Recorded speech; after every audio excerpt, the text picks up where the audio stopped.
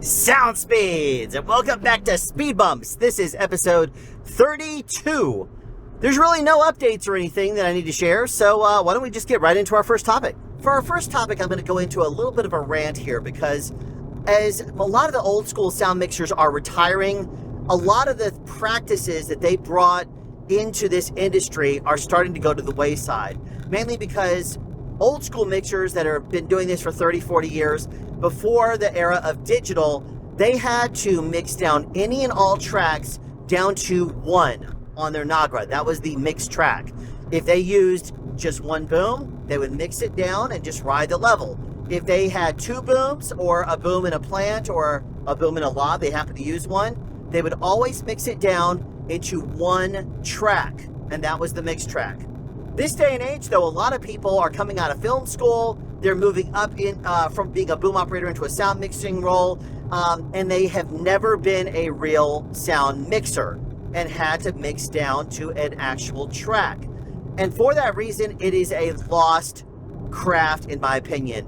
You have a lot of old school mixers that really have a lot of great information, especially with regards to how to properly mix, and their mix tracks sound so much better than people that came up and started mixing after the era of digital started. Any of these kids that come out of film school, after 2 years they become a utility, then after a year or two they become a boom operator, then after like only 4 or 5 years in the film industry they become a full-fledged mixer. They do not know how to mix at all they're doing is tossing faders, and that really irritates me when I listen to their tracks and I'm hearing them basically go up and down. It takes the art completely out of mixing.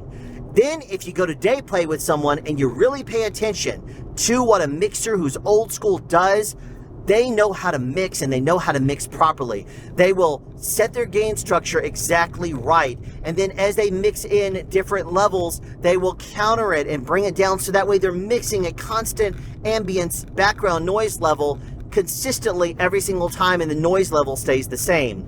It is an art, and it's one that is becoming something that is very rare. I really am going to miss old school sound mixers when they retire, and all we have is the new era of sound mixers that have only ever tossed faders, because they always have a multi-track that post resorts to pull those tracks from, and then they can rebuild the mix track, to begin with. But I have quite a bit of love and care for this old school sound mixers that really know how to mix down to one track. And I can tell you right now, a lot of post people are recreating mix tracks because ISOs are a lot easier for their assistant dialogue editors to scrub clean and then basically just put straight out, to give it to the dialogue editors, and then they can very easily, mix it in. And when they recreate their own mix tracks, they know which is the best take and which audio they pull in and when and how and that kind of thing. And so a lot of mixers in post will end up recreating mix tracks this day and age from ISOs that are scrubbed clean. But I personally think that part of the reason they fell into doing that, at least initially, was because they had a lot of people that did not know how to mix anymore, and their ambience noise levels and their just gain structure in general, their ability to watch a level and mix properly, just were all over the place. They did not know how to do that. So I think mixers in post probably, or at least some of them, started doing that out of necessity to make sure their tracks were taken care of and their audio sounded good in post. A lot of old school mixers can still mix down to one track using anything, just like a boom operator can grab any boom and make it work well for you if they're a pro boom operator. Sound mixers that know their craft use their ears as a tool, and they mix them down to one track, and it always sounds great. If you ever have an opportunity to work with an old school mixer before they're all gone and retired, please do so and pay attention to the way they mix. It is absolutely an art form, and one that is being quickly forgotten. Some observant viewers have noticed that on the end of my Shockmounts, I like to have something like an ambient XLR tip with a pigtail it runs up to plug into a microphone. And there's a reason for that. Now, Cinellas, pretty much any Cinella shock mount you get is going to have a pigtail integrated. And if you get any kind of a Zeppelin from Rycode or Rode or anybody, there's going to probably be some sort of a pistol grip with a connector that can fit in there for a shorty to run up to your microphone. Personally, though, I fell into this habit that I'm about to share with you back a long time ago when I was using straight cable boom poles. A lot of the times when you buy a boom pole, it has a lot of extra cable sticking out the microphone at the end. And so you have to manage that, or the end of the microphone end of the boom. You have to manage all that extra cable. You either have to spiral it around or tie it off or something like that. And to me, I don't like having all that extra cable at the end. So what I've always ended up doing, or at least, you know, maybe after booming for a couple of years, I discovered that if I get myself a pigtail and something like an XLR tip that runs straight into my microphone, then I don't need to have a long amount of cable sticking out of the boom pole. I can quite literally run it out 3 inches. As long as it's 3 or 4 inches out and it's enough for me to loop around and then plug straight into the end of my shock mount, that's all the length you need. You don't need to have so much extra that you have to manage it by coiling it around or bongo tying it or taping it or anything like that people do. You could just run a very short pigtail out and then plug it up to everything else. Now, what happens when I work for a sound mixer that doesn't have some sort of a shock mount that has a pigtail in it? Very simply, I use my own. That's the basic, you know, premise behind me and what I do. I always make sure I bring out a Sinella, or no, I'm sorry, not a Sinella, I will bring out my shock mount bag, which you saw me bring out, and it's changed a little bit since my insane kit video. But you know, it's one of those things where I usually, at the very least, when I go out to work with a sound mixer, I will usually bring at least one shock mount if I don't know what they already have. If I'm brand new and I'm bringing in my own boom poles, I want to make sure that it has a quick release tip on the end that's compatible with my boom pole. That way I don't need to change it out. And in order to do that, I will bring my own shock mount. That also allows me to have, if I'm going to be using a boom pole that has a straight through cable, because they tell me, oh no, you're going to go to an MM1, for example, Sound Devices MM1, then to a transmitter, then I'll bring one of my booms that has an internal straight cable, but a very short pigtail on that with the same shock mount that I always use. But if I'm using some sort of a cube style transmitter, a butt plug, something like an A10 or A20, something like that, ZMT4, then I could very easily take that, put that on the end of the boom pole as well. A lot of the times people like to put these plates on mounted on the side of their boom poles themselves. If they're using something like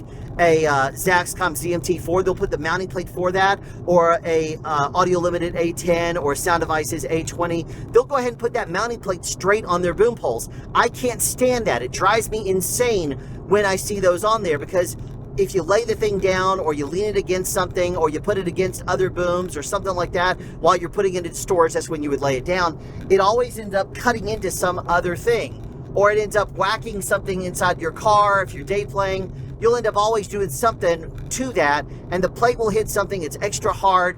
I like to have a rounded off thing on the end of my boom pole, so I never put something like that on there. If I do have to have any kind of a mounting plate on for something like a ZMT4 or an A10, A20, then I will always take that mounting plate and put another quick release on that. Usually it will be a different color tip if that's an option from my boom pole. So many of my boom poles, I was basically, I bought in and have like 11 or 12 of them back when it was mainly just ambient purple quick release tips. And so I bought like 10 or 11 or 12 or whatever it is back then. But over the years, they have released, especially after watching my my video on quick releases, Ambient decided about a month later to release a black one. So if I use a black one on the mount for the ZMT4, A10, A20, something like that, I know instantly that's the quick lock that's for the transmitter, and then my boom pole will have a different colored one, like a purple. Now, if you use something like a PCS, personal connection system from Rycode, if you use the Sound Guy Solutions, their quick release, if you use an Orca, whatever the brand is that you're using, you might not have colors available to you, and that's fine. You don't need to have it as long as you know that there is a quick release on your boom pole and one again on the shock mounts. But personally, I will always make sure that if there's a if I'm using anything that has a transmitter, like a traditional style transmitter, not a cube style,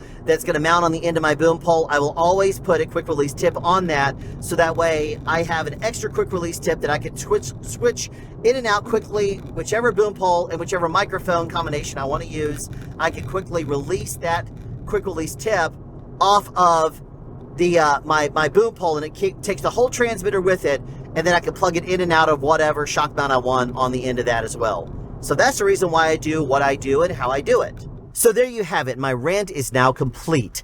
Thank you for tuning into this episode of the Speed Bumps podcast, and I will see you in 2 weeks with episode number 33.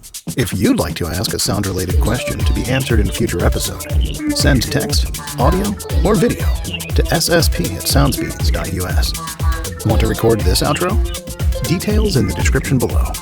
Find us on social media and online at www.soundspeeds.us. Be sure to subscribe and turn on notifications for more sound-related content.